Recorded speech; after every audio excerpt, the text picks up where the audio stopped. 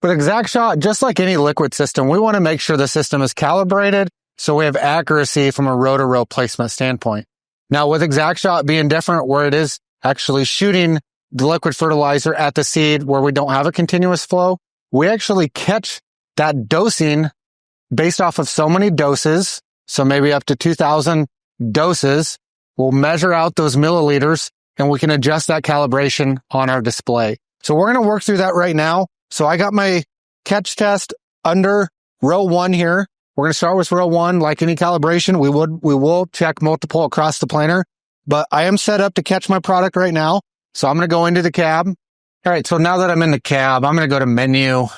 I'm going to go into calibrations and procedures, and under procedures, I have my liquid runoff test.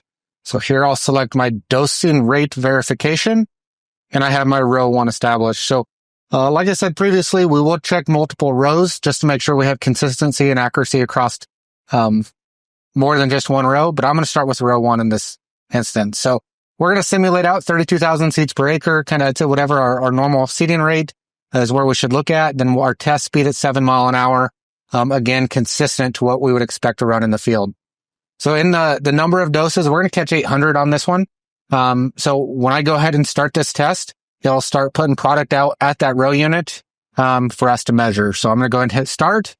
And when the test is completed, it will end the test and we'll see what our measured product looks like.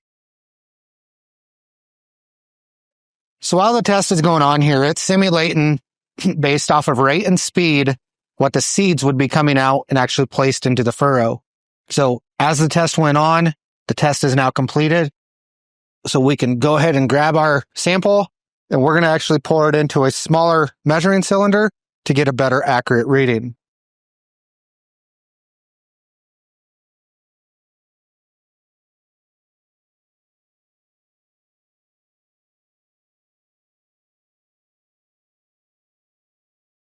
So with this test, we got right about 64 milliliters. So we'll go back and we'll plug that into our display and see what the calibration update looks like.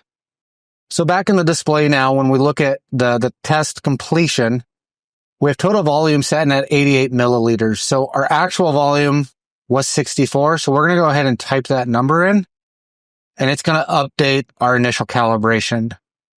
I'll go ahead and save this. And because I was off quite a bit, we're going to go ahead and do this catch test once again.